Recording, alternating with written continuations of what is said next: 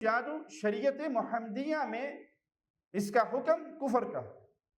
جادو کرنے والا کافر ہے، کروانے والا بھی کافر ہے۔ جرم کتنا ہی بڑا کیوں نہ ہو اور اس کی شریعت نے سزا کتنی ہی سخت کیوں نہ بیان کی ہو، اس سزا کو لاگو کرنے کا اختیار صرف اسلامی ریاست کے پاس ہوتا ہے۔ عوام میں کسی کے اختیار میں یہ چیز شامل نہیں کہ وہ کسی پہ فتویٰ لگائے اور اس کی گردن کاٹ دے۔ یہ تو آپ کو سابقہ امتوں کے اندر بھی نہیں ملے گا کہ انسان جانوروں کی پوجا کرتا ہو۔ دنیا بھر کی یہ سرزمین آسمان کے کناروں تک کوئی بندہ نیک اعمال سے بھر لے اور اللہ کی قسم اس میں توحید خالص نہ ہو، ان ساری نیکیوں کے ساتھ وہ جہنم کے در جا کر گرے گا۔ السلام علیکم ورحمۃ اللہ وبرکاتہ۔ ان الحمد للہ نحمده ونستعینه ونستغفره ونعوذ باللہ من شرور انفسنا ومن سیئات اعمالنا من يهده الله فلا مضل له ومن يضلل فلا هادي له أشهد أن لا إله إلا الله وحده لا شريك له وأشهد أن محمدا عبده ورسوله أما بعد۔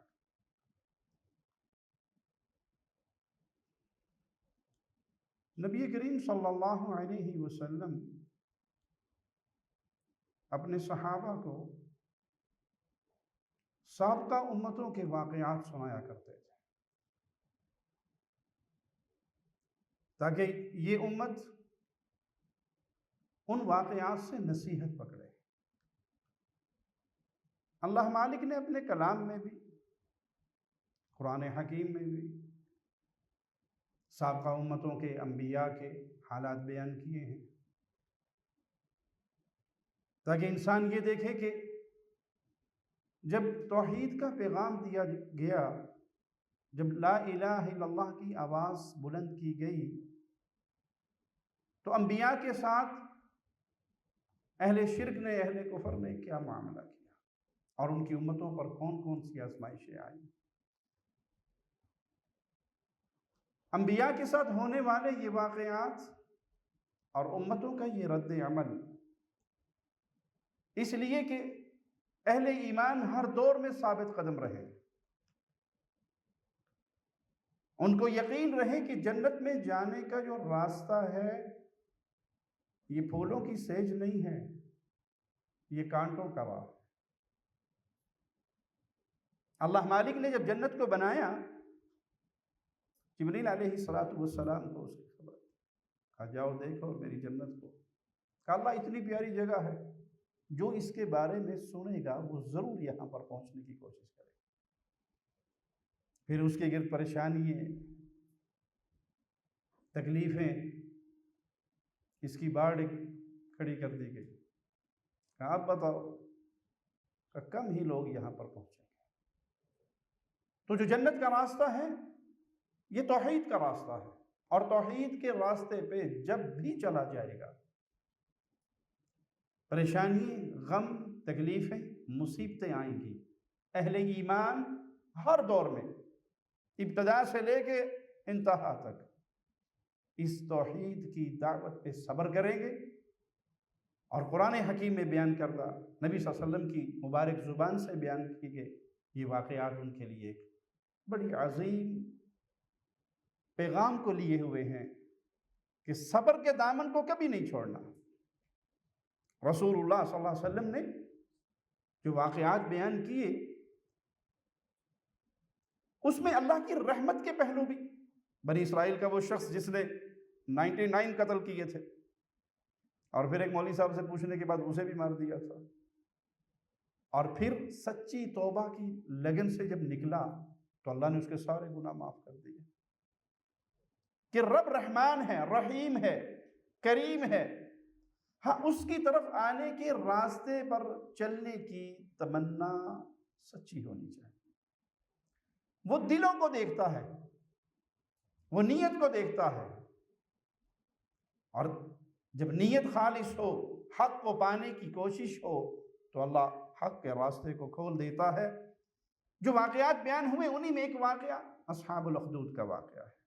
جسے رسول اللہ صلی اللہ علیہ وسلم نے بڑی تفصیل سے بیان کیا۔ صحیح مسلم حدیث نمبر 3005 میں صہیب رومی بیان کرتے ہیں کہ رسول اللہ صلی اللہ علیہ وسلم نے فرمایا، کان ملک فی من کان قبلکم، تم سے پہلی امتوں میں ایک بادشاہ تھا، وکان لہ ساحر، اور اس بادشاہ کا ایک جادوگر تھا، جادوگر کو اس نے پالا ہوا تھا، جس کے ذریعے وہ اپنی بادشاہت کو استحکام دیتا، لوگوں میں خوف پیدا کرتا۔ جب وہ جادوگر بڑا ہو گیا، بڑھاپے کے دہلیز پہ اس نے قدم رکھا، تو اس نے کہا کہ اب میں آخری منازل کی طرف جا رہا ہوں، بوڑھا ہو گیا ہوں، ایک ذہین فتین نوجوان کا میرے لیے بندوبست کر دو تاکہ یہ سحر کے، یہ جادو کے سارے منتر یہ میں اس کو سکھا دوں۔ یاد رکھیے، یہ جادو شریعت محمدیہ میں اس کا حکم کفر کا ہے۔ جادو کرنے والا کافر ہے، کروانے والا بھی کافر ہے۔ سیکھنا بھی کفر ہے، سکھانا بھی کفر ہے۔ یہ اسلام نہیں ہے، اسلام میں اس کی اجازت نہیں ہے۔ اسی لیے جادوگر کی سزا شریعت محمدیہ میں اس کی گردن مارنا ہے۔ امیر المؤمنین عمر رضی اللہ عنہ وارضاہ نے اپنے گورنروں کو خط لکھا اور جن جن کے علاقے میں جادوگر پائے گئے سب کو قتل کر دیا گیا۔ اور یہاں یہ بات بھی یاد رکھیے کہ جرم کتنا ہی بڑا کیوں نہ ہو اور اس کی شریعت نے سزا کتنی ہی سخت کیوں نہ بیان کی ہو، اس سزا کو لاگو کرنے کا اختیار صرف اسلامی ریاست کے پاس ہوتا ہے، عوام کے پاس نہیں۔ اور یہ سمجھے کہ جی جادو تو بڑا شدید گناہ ہے، اور مولانا نے بتایا تھا کہ اس کی سزا قتل ہے، تو فلانا جادوگر ہے اور میں صبح جا کر اس کا قصہ تمام کر دوں، عوام کے اختیار میں نہیں ہے۔ حدود کا سارا معاملہ ہم بارہا اپنے گفتگو میں ان جملوں کو دہراتے ہیں تاکہ مذہبی جنونیت جن مولویوں نے پیدا کی بھی ہے، پیروں فقیروں نے، وہ شریعت کے اس پاکیزہ طرز عمل سے ختم ہو جائے۔ کسی کے اختیار میں، عوام میں کسی کے اختیار میں یہ چیز شامل نہیں کہ وہ کسی پہ فتویٰ لگائے اور اس کی گردن کاٹ دے۔ ہاں، یہ حکم ہے کس کے لیے؟ والی کے لیے، ریاست کے لیے، بادشاہ کے لیے، مسلمان حاکم کے لیے کہ کتنا ہی بڑا کوئی جرم ہے تو وہ سزا تعین کرے گا، وہ سزا دے گا، وہ حکم لگائے گا، کسی اور کا اختیار نہیں ہے۔ تو کہا کہ یہ بڑھاپے کی دہلیز میں اب قدم رکھ چکا ہوں، مجھے کوئی نوجوان دو تاکہ میں اس کو یہ جادو سکھاؤں۔ فبعث الیہ غلاما، اس کی طرف ایک نوجوان بھیجا گیا، سکھاؤ اس کو، ٹرینڈ کرو۔ اب یہ نوجوان جب گھر سے نکلتا جادو سیکھنے کے لیے تو اس کے راستے میں ایک راہب، اس دور کا ایک نیک آدمی، وہ بیٹھا ہوا اللہ اللہ کر رہا، اس نے اس کو دیکھا اور اس کے پاس بیٹھنا شروع ہو گیا، اس سے خیر کی باتیں سیکھنا شروع ہو گیا۔ جب اس کی گفتگو سنی، اسے بہت اچھی لگی، تو جب یہ جادوگر کے پاس جاتا، اس کے پاس حاضری دے کر کچھ نہ کچھ اس سے دین سیکھ کے جاتا، لیکن جادوگر اس کی پٹائی کرتا کہ تم دیر سے کیوں آئے۔ اب پٹائی ہونے کے بعد اس نے شکایت کی اس نیک آدمی کو کہ جادوگر پٹائی کرتا ہے، کہا حیلہ اختیار کر لو، جب اس کے پاس جاؤ اور تم سمجھو کہ میں دیر سے آیا ہوں، تو کہا ذرا گھر والوں کو کوئی کام تھا، انہوں نے روک لیا، اور جب گھر والوں کے پاس آؤ اور وہ کہیں دیر سے کیوں آئے، تو کہا جادوگر کو کوئی کام تھا، اس نے مجھے روک لیا۔ اس طرح کر کے گزارا کرو اور یہ مجھ سے اللہ کا دین سیکھتے رہو، خیر کی باتیں سیکھتے رہو۔ یہ علم حاصل کرتا رہا، جادوگر کے پاس بھی جاتا رہا اور اس راہب سے بھی سیکھتا رہا۔ ایک دن یہ جا رہا اور راستے میں ایک بہت بڑا جانور وہ لوگوں کے راہ کو روک کر کھڑا ہے، تو اس نے کیا کہا، آج فیصلہ ہو جائے گا کہ جادوگر صحیح ہیں، حق پر ہیں، یا یہ راہب جو ہے، یہ درویش آدمی یہ حق پر ہے، اس کا فیصلہ میں بھی کرتا ہوں۔ ایک پتھر اٹھایا اور پتھر اٹھاتے ہوئے اس نے دعا کی، اللہم ان کان امر الراہب احب الیک من امر الساحر، اے اللہ یہ جو راہب ہے تیرے نزدیک اس کا معاملہ حق والا ہے جادوگر کے مقابلے پہ، تو اس پتھر کو میں مارنے لگا ہوں، تو اس جانور کو قتل کر دے اس پتھر کے لگنے سے، تاکہ لوگ اپنے راستے میں چلیں اور میرے لیے بھی حق واضح ہو جائے۔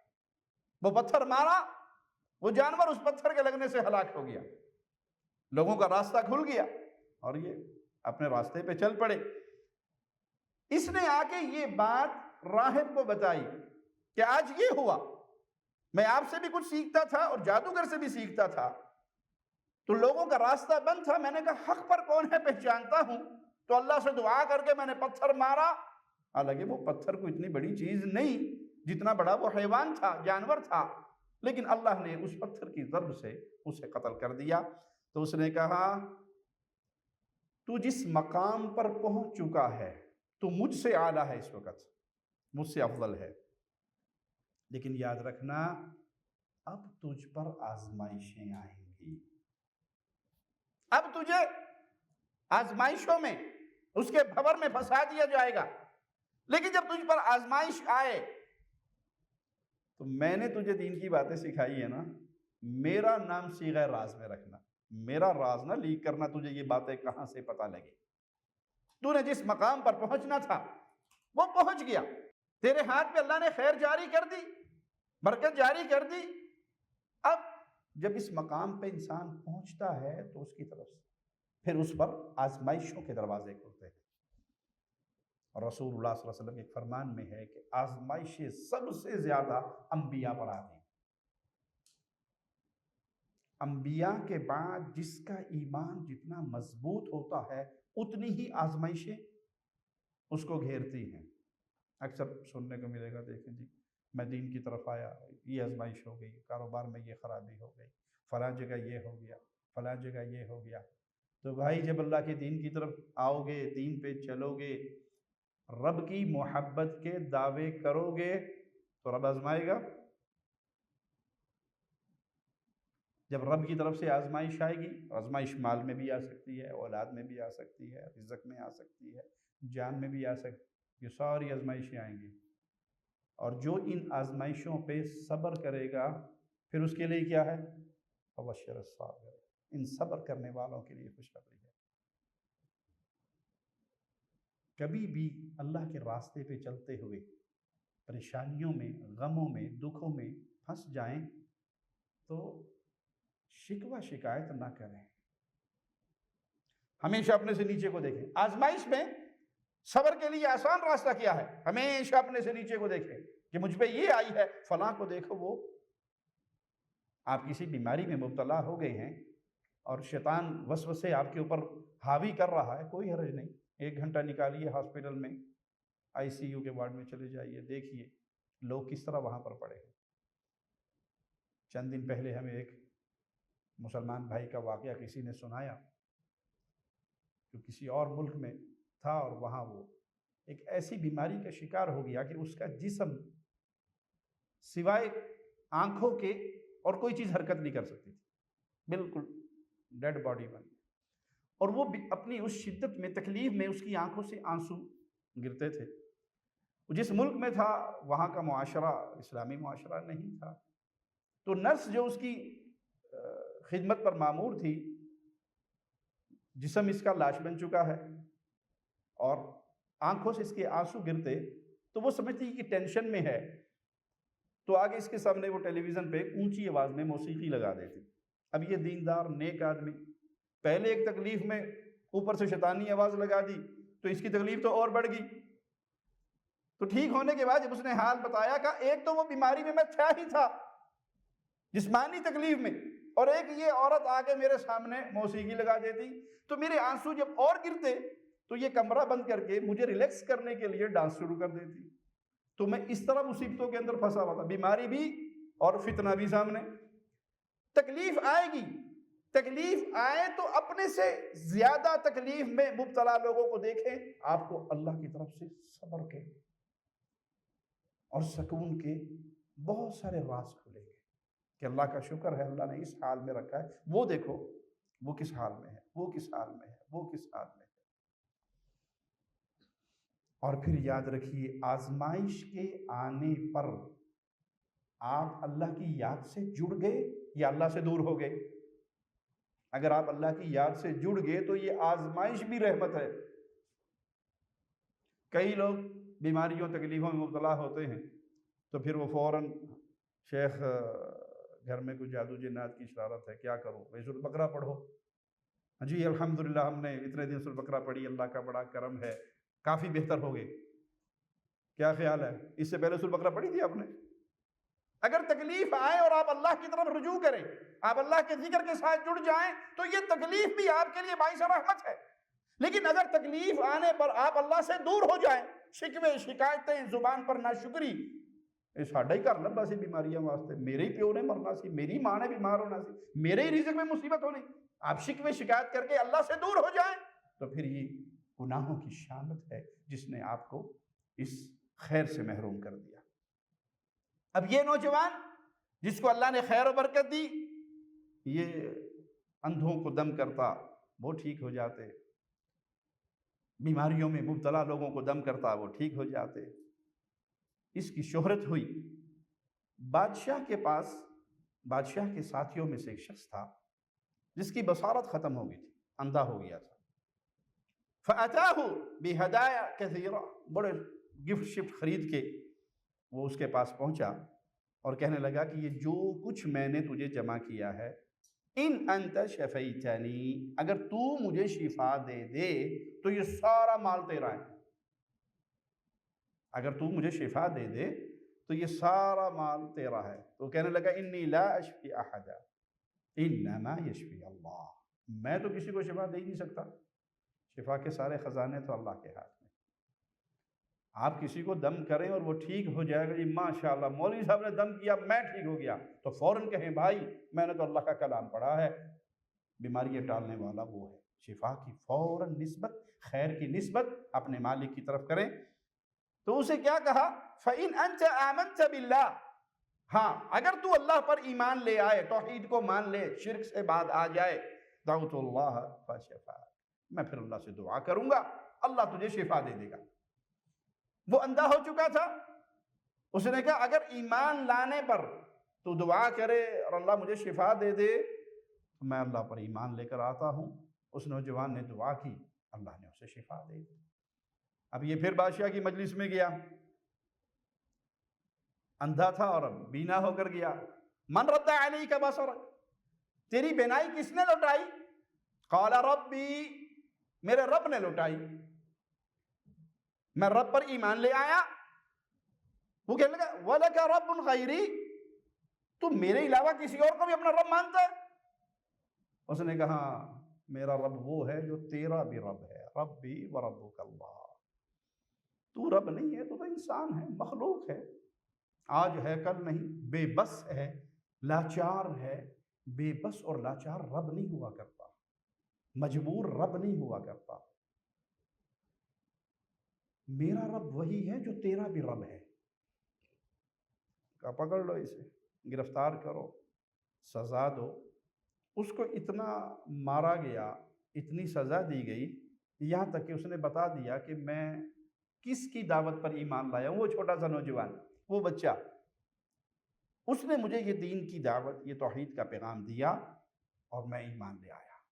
تو کہا اللہ اس غلام کو بھی۔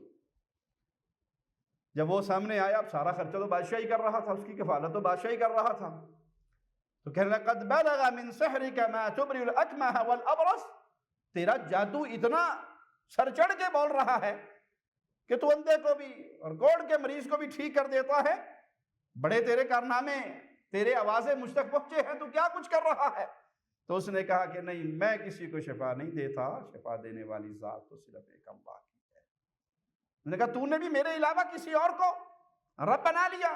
کہا میرا بھی رب وہی ہے جو تیرا رب ہے، تو بھی اللہ کی مخلوق ہے اور میں بھی اللہ کی مخلوق۔ مخلوق کی الہ نہیں ہوا کرتی، وہ اس کی طرح کا مجبور انسان ہے۔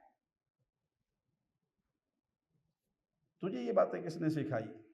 تو اسے اتنی سزا دی گئی، اتنا مارا گیا کہ اس نے اس راہب کا، اس اللہ والے کا پتہ بتا دیا کہ مجھے یہ ساری باتیں اس راہب نے سکھائی۔ بلایا گیا اسے، آ جاؤ، اپنے دین پہ واپس آ جاؤ، چھوڑ دو اس دین کو، یہ جو دعوت تم دے رہے ہو یہ چھوڑ کر بادشاہ کے دین پہ آ جاؤ۔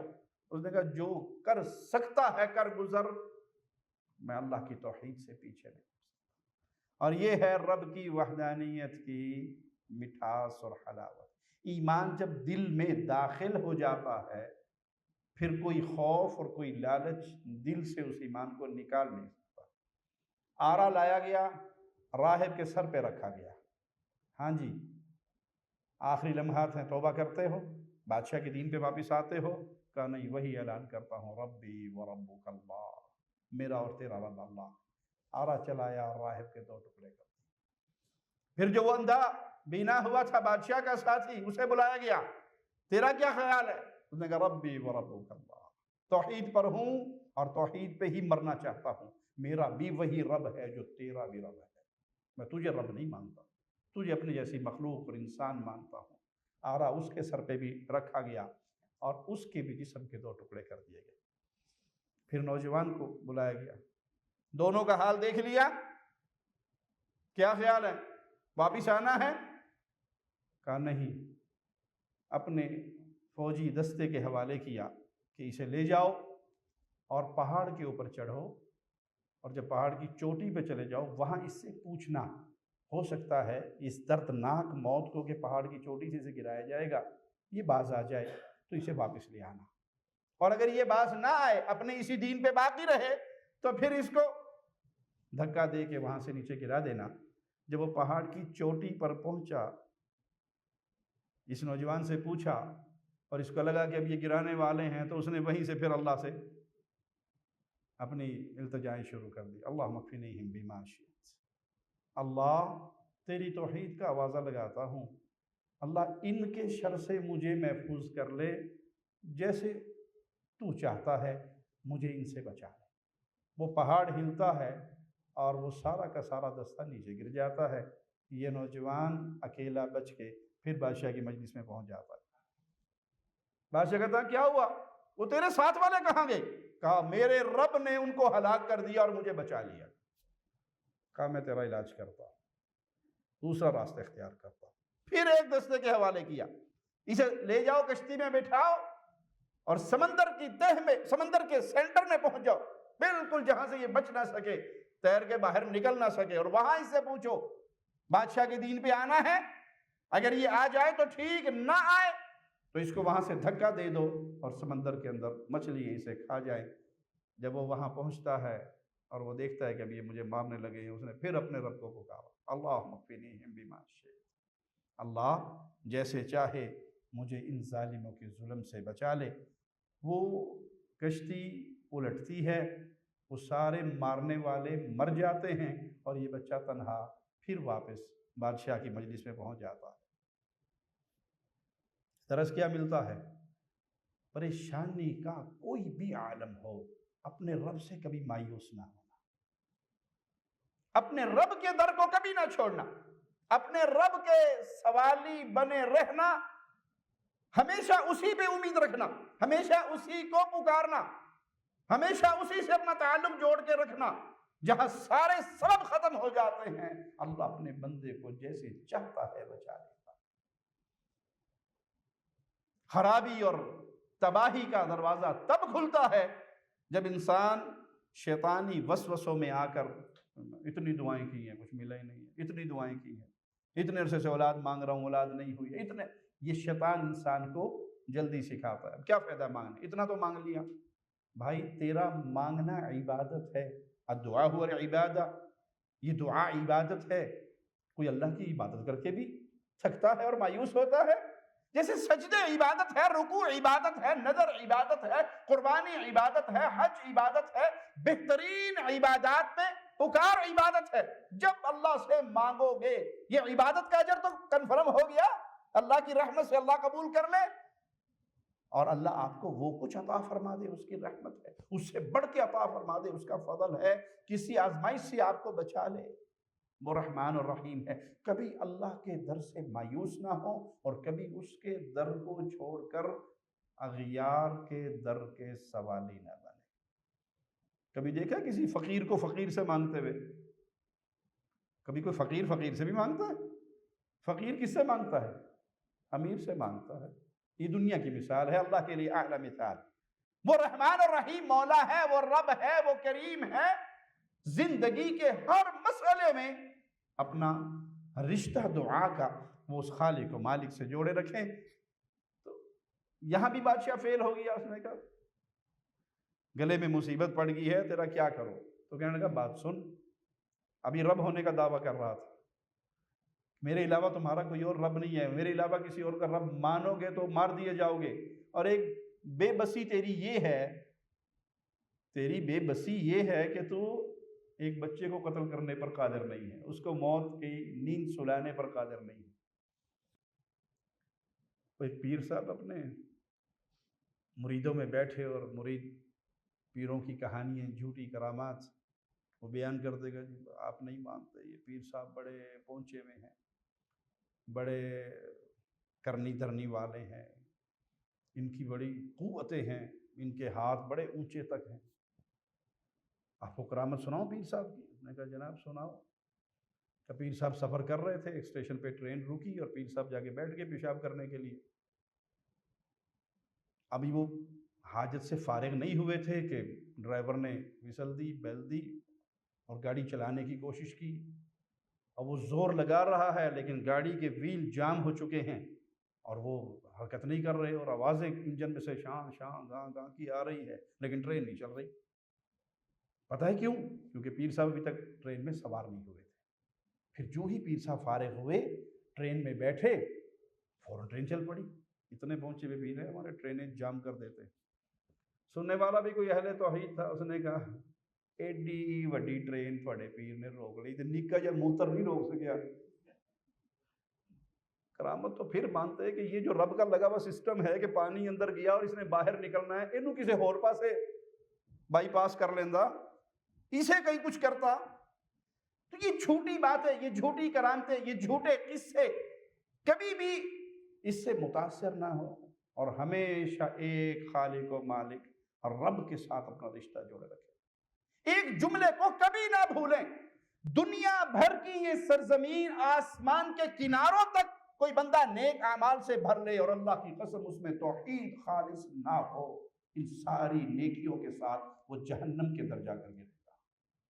اور یہ زمین و آسمان کا غیب سارا گناہوں سے بھرا ہوا ہو، شرک اکبر کا گناہ نہ ہو، توحید خالص اس کے اندر موجود ہو، تو یہ رب کی رحمت سے معافی پا کے یا اپنے گناہوں کی سزائیں پوری کر کے رب کی جنت کا مہمان ضرور بنے گا۔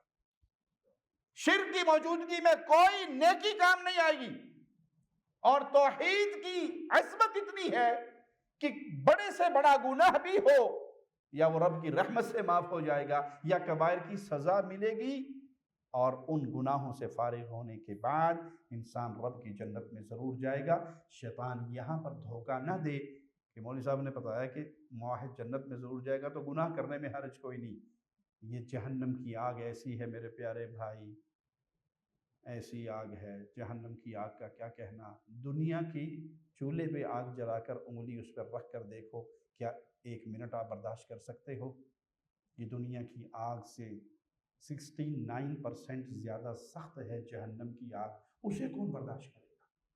کبھی بھی شیطان کے اس بہکاوے میں نہ آئے کہ کوئی بات نہیں، جنت میں تو چلے ہی جائیں گے، تو کسی کا قرضہ دبانا، کسی کا مال دبانا، کسی پہ ظلم کرنا، کسی کو مار پیٹ کرنا، کسی کی غیبت چغلی کرنا، کسی کا حق مارنا، یہ گناہ ہے، معاف ہو جائیں گے۔ ارے بھائی، اگر چند لمحات کے لیے بھی انسان کو جہنم میں ڈال دیا گیا تو انسان کی چمڑی جہنم کی آگ کو برداشت نہیں کر سکتی۔ ہمیشہ اللہ سے معافی کا سوال کرے، لیکن عظمت توحید کی باقی رکھے دل میں کہ مواحد کبھی بھی ہمیشہ کا جہنمی نہیں ہوگا اور مشرک کبھی بھی اللہ کی جنت کا منہ نہیں دیکھ سکے گا۔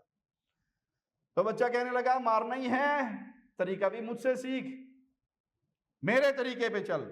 اس نے کہا اچھا بتا دے تیرا طریقہ کیا ہے، کیسے تیرے سے جان چھڑا سکتا ہوں؟ کہا تجمع الناس فی صعید واحد، سارے لوگوں کو اکٹھا کر ایک میدان میں لے کر آ، جن لوگوں کو تو اپنی ربوبیت کا دعویٰ اور اس شرک کے راستے پہ چلاتا تھا انہیں اکٹھا کر، اور پھر مجھے سولی پہ چڑھا، ایک لکڑی پہ درخت پہ مجھے سولی دے، میری کمان سے تیر نکال، تیر بھی تیرا نہ ہو، تیر بھی میری کمان سے ہو، اور پھر اس میرے تیر کے تھیلے میں سے لے کے کمان میں تیر رکھ، اور پھر کہہ بسم اللہ رب الغلام، اس بچے کے رب کے نام پہ میں اسے قتل کرتا ہوں۔ اگر تو نے یہ نہ کہا پھر بھی نہیں مار سکتا، تیری زبان سے یہ جملے نکلیں اس بچے کے رب کے نام پر میں اسے قتل کرتا ہوں۔ اس نے سارے لوگوں کو اکٹھا کیا، اسے سولی پہ چڑھایا، وہی طریقہ اختیار کیا، اسی کا تیر لیا، کمان میں ڈالا، اور رب کا نام لے کر تیر مارا، تیر اس کی کنبٹی پہ لگا، اس نے ہاتھ رکھا اور بچہ شہید ہو گیا۔ انہوں نے کہا شکر ہے مر گیا، میری ربوبیت تو بچ گئی نا، وگرنہ ایک بچے نے رب کو پریشان کیا ہوا تھا، رب کے دعوے میں جھوٹ بولنے والے کو۔ اب ادھر سے فارغ ہو کر پیچھے دیکھتا ہے تو وہ سارے لوگ جو آئے ہوئے تھے انہوں نے سنا بادشاہ اپنے زور پہ اس ایک بچے کو قتل نہیں کر سکا، یہ بچہ بھی مارا گیا تو بچے کے رب کا نام لیا تو مارا گیا، وگرنہ نہیں مار سکا۔ تو سب نے کہا ہم اس بچے کے رب پر ایمان لے کر آتے ہیں۔ پہلے ایک مواحد تھا، پھر کیا ہوا؟ ساری قوم توحید پر آ گئی، اس کی قربانیاں اللہ کے ہاں قبول ہوئی، اور یہ ایک بچے کی موت سارے لوگوں کی ہدایت کا ذریعہ بن گئی۔ سب نے آوازیں لگائی آمنا برب الغلام، ہم غلام کے رب پہ، اس بچے کے رب پہ ایمان لے آئے۔ پیارے بھائی، میرے اور آپ کے لیے ایک درد والا سوال، میری زندگی کی کتنی بہاریں گزر گئی، آپ کی زندگی کی کتنی بہاریں گزر گئی، ہم قبر کے کتنے قریب ہو گئے، اللہ کی کتنی نعمتیں ہیں ہمارے اوپر، مال ہے، دولت ہے، صحت ہے، عافیت ہے، زبان، قلم، یہ سب ہمارے ہاتھ میں ہے۔ رب کی توحید کے لیے میں نے اور آپ نے کیا کیا ہے؟ کیا قیامت کے دن کوئی شخص کھڑا ہو کر میرے اور آپ کے حق میں اللہ کے سامنے گواہی دے سکے گا کہ اللہ تیرے اس بندے کا پیغام سن کر میں قبروں کی پوجا سے باز آیا تھا، میں غیر اللہ کی عبادت سے باز آیا تھا، میں یا علی مدد کے نعروں سے باز آیا تھا، میں قبروں پر طواف کرنے سے باز آیا تھا، تیرے اس بندے نے مجھے قولوا لا الہ الا اللہ کا منہج فہم سکھایا تھا، جس کو سیکھنے کے بعد میں نے شرک اور اہل شرک سے برات کی اور تیری توحید کا راہی بنا۔ آپ کی زندگی، آپ کا مال، آپ کی صلاحیتیں کیا اس میدان میں خرچ ہوئیں؟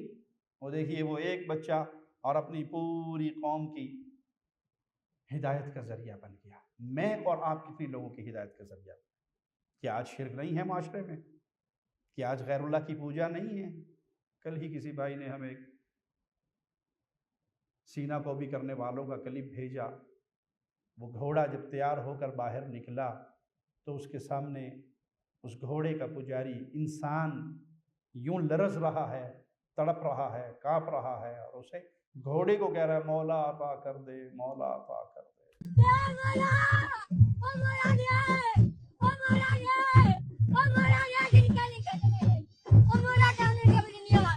یہ تو آپ کو سابقہ امتوں کے اندر بھی نہیں ملے گا کہ انسان جانوروں کی پوجا کرتا ہو، انسان اونٹنی کے مرنے پر پیر کی اونٹنی کو دفنا کر اس کی قبر کا طواف کرتا ہو، پیر کی بلی مر جائے اور اس کو دفنا کر اس کی قبر پر بیٹھ کر اسے ہاتھ اٹھا کر مانگ رہا ہو بلی سے۔ آج شرک اس حد تک معاشرے کو کھا چکا ہے۔ آپ کی اور میری محنت کہاں ہے؟ آپ کی اور میری کوشش قوم کو اس دلدل سے نکالنے میں کہاں ہے؟ بادشاہ نے کہا اچھا یہ سارے ایمان لے آئے، فَأَمَرَ بِالْأُخْدُودِ فِي أَفْوَاهِهِمْ، راستوں میں خندقیں کھود دو، ان خندقوں میں آگ جلا دو، اور جو جو واپس نہ آئے اسے اس آگ کے اندر پھینک دو اور جلا کر اسے راکھ کر دو۔ لیکن ہم نے پہلے عرض کی توحید کی مٹھاس ایسی ہوتی ہے، دل میں اترنے کے بعد پھر کسی ڈر اور خوف سے یہ نکلتی نہیں ہے۔ مسلمانوں کو پھینکا جا رہا ہے، مسلمان جل رہے ہیں، ایک عورت کو لایا جاتا ہے، عورت بھی مومنہ ہے، گود میں دودھ پیتا بچہ ہے۔ ماں کی ممتا تو ماں کی ممتا ہوتی ہے نا، اپنے اوپر تو صبر کر لے گی، لیکن جب وہ اس خندق کے کنارے پہ آتی ہے اور اس کے ذہن میں اس بچے کا تصور آتا ہے کہ یہ معصوم بچہ میرا، یہ بھی اس آگ میں جل جائے گا، اور وہ اس میں گرنے سے ہچکچاتی ہے، تو اللہ اس بچے کو زبان دیتا ہے، یہ آواز لگاتا ہے، یا امّا اصبری فإنک علی الحق،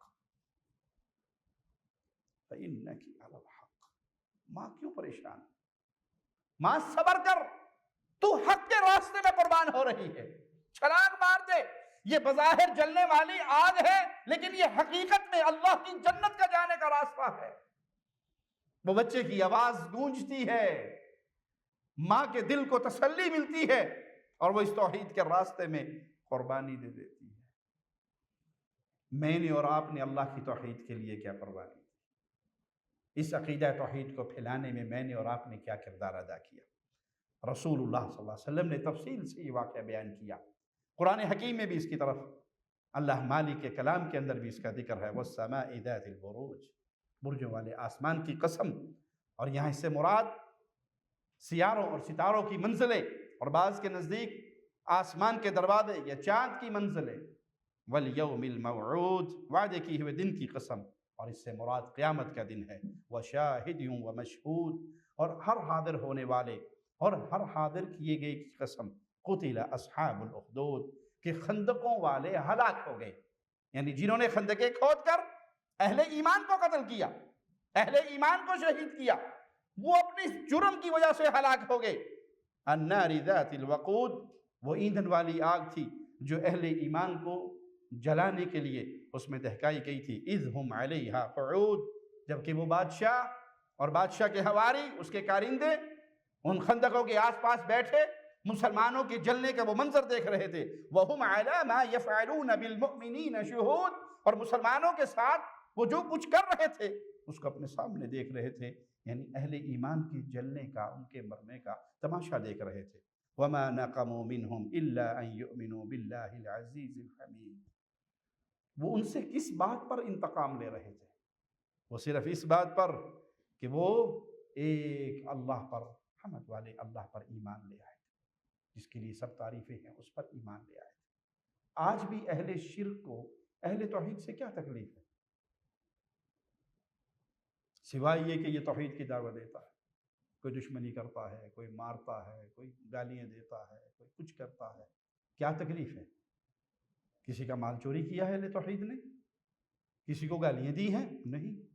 یہ توحید کی دعوت دیتا ہے، قولوا لا الہ الا اللہ کا واضح لگاتا ہے، لوگوں کی گردنوں کو لوگوں کے قدموں کے جھکنے سے اٹھا کر خالق و مالک کے سامنے جھکاتا ہے، وہ پیغام دیتا ہے جو ہر نبی نے دیا۔ وَلَقَدْ بَعَثْنَا فِي كُلِّ أُمَّةٍ رَسُولًا، ہر امت میں ہم نے رسول بھیجے، ہر رسول نے ایک ہی دعوت دی، أَنِ اعْبُدُوا اللَّهَ، عبادت صرف اللہ کی کرنا، پکارنا صرف اللہ کو، جب کہنا یا اللہ مدد یا علی مدد کے نعرے نہ لگانا، یہ غیر اللہ کی پکار ہے جو شرک اکبر ہے۔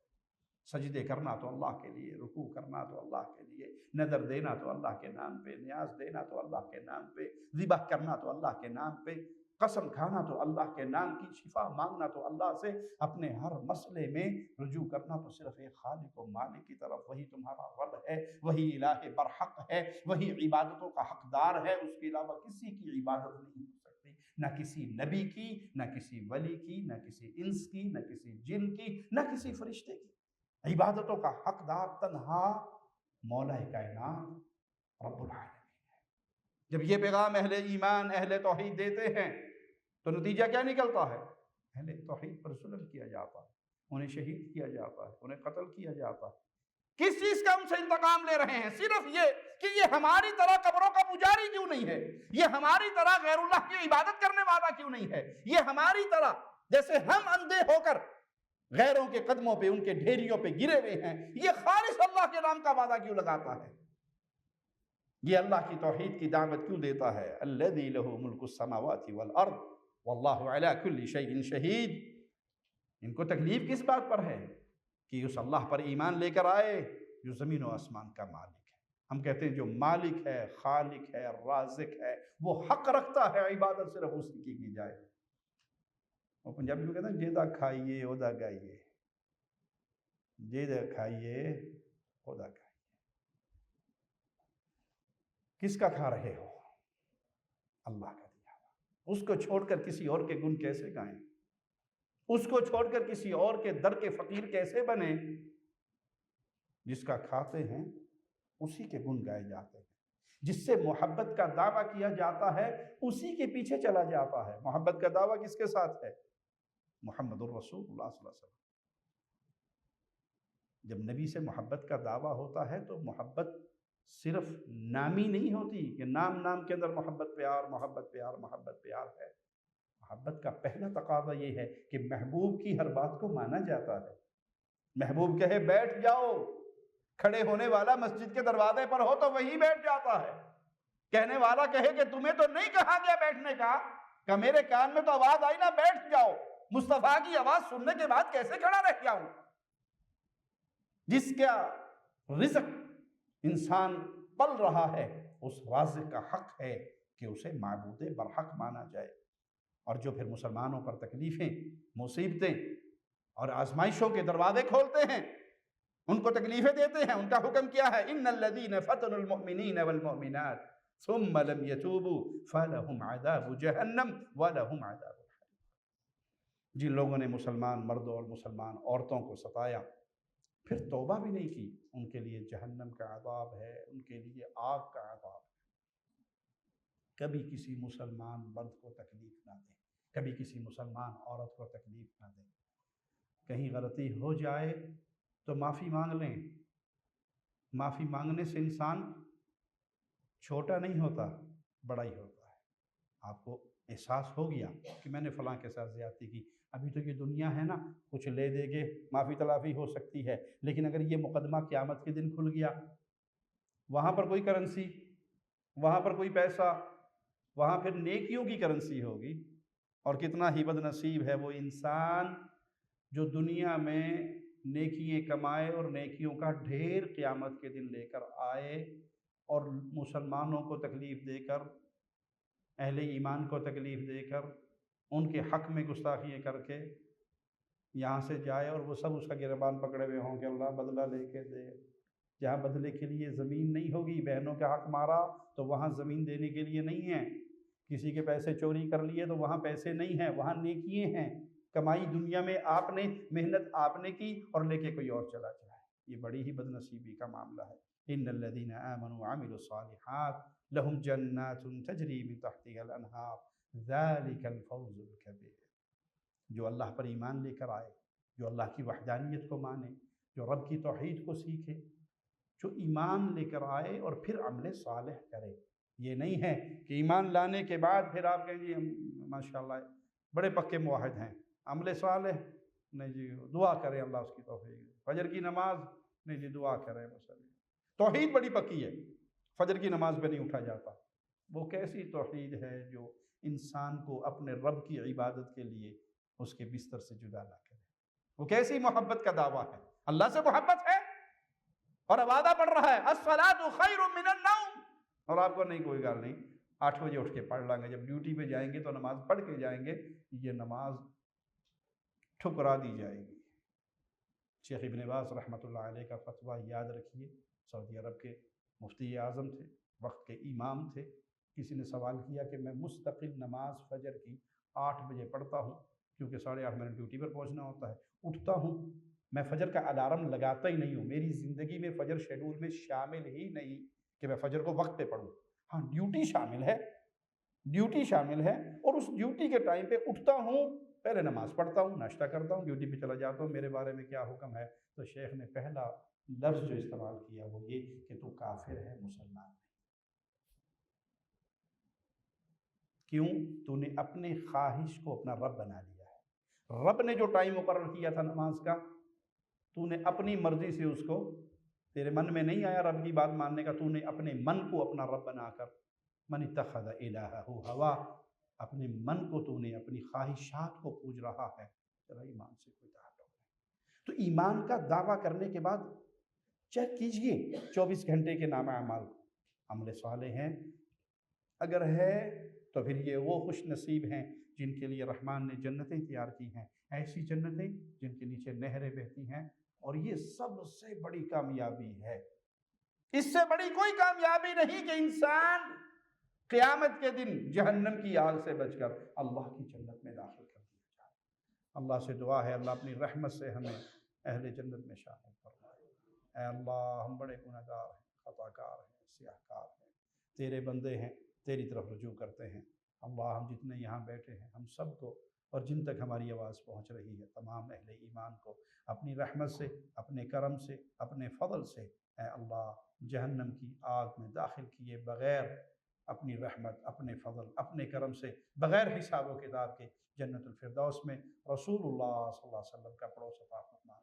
زندہ رکھنا تو ایمان کی بہترین حالت میں رکھنا، موت دینا تو اس حال میں دینا، مولا تو ہم سے راضی ہو، ہم تجھ سے راضی ہو۔ روح نکالنے والے فرشتے آئیں تو یہ پیغام لے کر آئیں، اس مبارک روح کو باہر نکال، تیرا اللہ تجھ سے راضی ہو چکا ہے۔